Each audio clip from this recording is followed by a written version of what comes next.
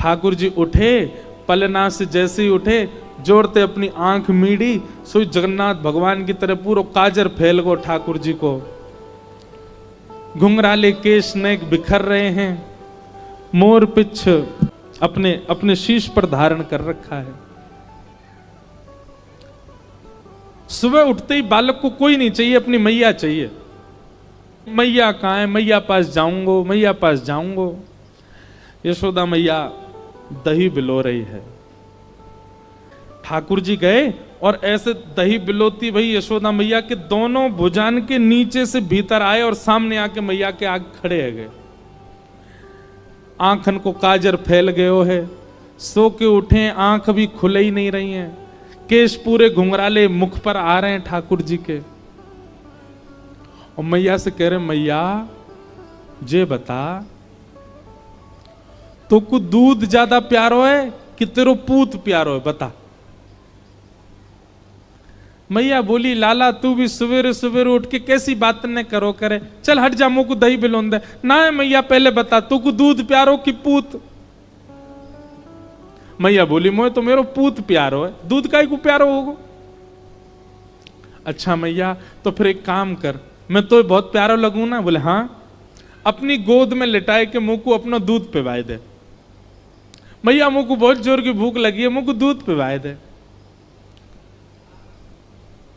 यशोदा मैया तुरंत ठाकुर जी को अपनी गोद में लिया और मैया को ठाकुर जी दूध पी रहे हैं और मैया दही भी बिलोती जा रही है। यहां ठाकुर जी जैसे मैया का दूध पीने लगे, सामने चूल्हे पर अंगीठी पर गैया का दूध उबल रहा था।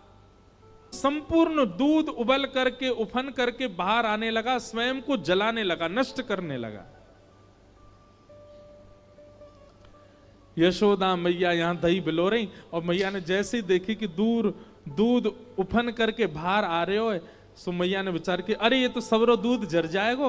तुरंत मैया ने गोद में बैठे ठाकुर जी को नीचे पटका, दूध संभालने चली गई। ठाकुर जी खड़े है गए, अब ही मैंने पूछी तो को दूध प्यारो कि पूत, तो बोली पूत प्यारो, और बाद दूध के पास भाज गई मैया।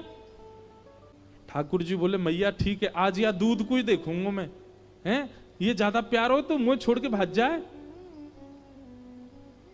सो ठाकुर जी ने एक बड़ो सा डंडा उठायो और जो मैया दही बिलो रही थी उस मटकी में ही मारा, मटकी फोड़ दी। और इतना ही नहीं, इतने क्रोध में भर गए ठाकुर जी, गौरस भंडार में गए, जितनी मटकियां थी मैया यशोदा की सब फोड़ दें। यशोदा मैया ने दूध संभाला और संभाल करके पीछे मुड़ करके देखा तो मां दही की हंडी फूटी पड़ी है और सबरे मटका फूट रहे हैं और लाला उछल उछल करके सबरे मटकान को फूट तो जा रहा है। यशोदा मैया बोली, लाला बिगड़ गयो, आज मैंने लाला को यदि दंड नहीं दियो तो बहुत बिगड़ जाएगा। यशोदा मैया ने तुरंत अपनो पल्लू खोस करके और एक छड़ी उठाई, बोले रुक जा दारी के तो बताऊं मैं। और मैया जैसी छड़ी लेकर के भागी हैं पीछे, आगे आगे ठाकुर जी भाग रहे हैं चौकड़ी मार करके, और मतलब ऐसे भाग रहे हैं मानो जैसे पीछे कोई शेर पड़ गयो हो। अब यशोदा मैया तो बेचारी 80 बरस की, फिर भी पीछे दौड़ रही हैं और ठाकुर जी चौकड़ी मार के यहां थे वहां कूदते कादते भय दौड़ रहे हैं। थोड़ी दूर पहुंचे होंगे कि यशोदा मैया तो थक गई और बीच रास्ता में बैठ गई, जोर जोर से सांस लेने लगी, अपने पसीना पहुंचने लगी। इतने में ठाकुर जी ने पीछे मुड़ के देखी और पीछे मुड़ करके देखी यशोदा मैया बैठ गई, एक वृक्ष की आड़ में चले गए और वहीं से कह रहे, मैया का भयो, तू भाग क्यों ना रही मेरे पीछे। यशोदा मैया बोली, लाला मैं थक गई हूं ना, अब बूढ़ो बड़ो शरीर है, तू इतना दौड़ावे मुंह को, अब मैं हार गई हूं। ठाकुर जी बोले, मैया, ठाकुर जी को चिंता हो रही है मैया की, मैया तेरी हार कैसे दूर होएगी। यशोदा मैया बोली, अच्छा सीधे कितने ठाकुर जी। यशोदा मैया बोली, मेरो लाला दौड़ के आवेगो और आके मुंह को अपने अंक में भर लेगो, सोई मेरी हार दूर रह जाएगी। सो ठाकुर जी एक बार तो दौड़े मैया की ओर और दौड़ के फिर रुक गए। मैया बोली, कहां भयो लाला, आजा। बोले ना है मैया, मैं ना आऊंगा। बोले क्यों? वो तेरे हाथ में जो छड़ी है ना, तू या तो मुझको बहुत डर लगे, पहले या को दूर फेंक तब आऊंगा। और कहा पता तेने या तो 2-4 बार मार दियो तो मेरे लग जाएगी मैया, पहले या को फेंक। मैया बोली सांची बता, या को फेंक दूंगी तो आ जाएगा? बोले हाँ। मैया ने जैसी छड़ी फेंकी, ठाकुर जी दौड़ करके गए, बिल्कुल विचार नहीं किया कि मैया मुझे पकड़ लेगी। दौड़ करके गए और मैया के अंग से लग गए और जाके मैया के प्रश्वेत संभालने लगे। मैया तू तू तू ठीक है, जा, तू हारे मत।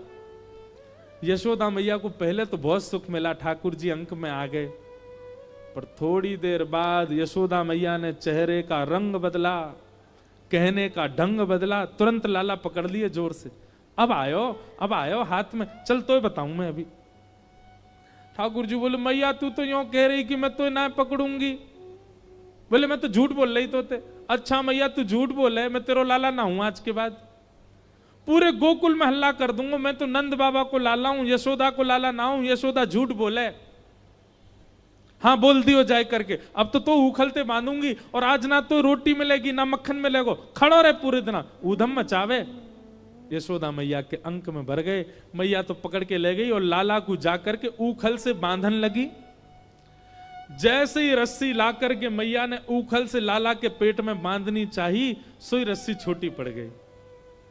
मैया बोली रस्सी छोटी कैसे पड़ गई? मैया गई और बड़ी रस्सी लेकर के आई। बोले हाँ अब याते बंध जाएगा। मैया ने जैसी ऊखल में लेकर के और जैसे ही ठाकुर जी को ये छोटी पड़ गई। क्यों? तो कहते हैं दाम का मतलब होता है रस्सी और उदर का मतलब होता है पेट। ठाकुर जी सारी रस्सी को अपने पेट में भरते जा रहे हैं, इसीलिए उनका नाम पड़ गया दामोदर। यशोदा मैया ने सबरी गौशाला की रस्सी इकट्ठी करके एक तो एक बांध दी। अब तो बंधेगो, लेकिन अब के भी जब बांधा तो रस्सी फिर छोटी पड़ गई। यशोदा मैया एक क्षण आश्चर्यचकित होकर के ठाकुर जी की ओर देखने लगी। इतनी बड़ी रस्सी लेके आई, ये छोटी कैसे पड़ गई?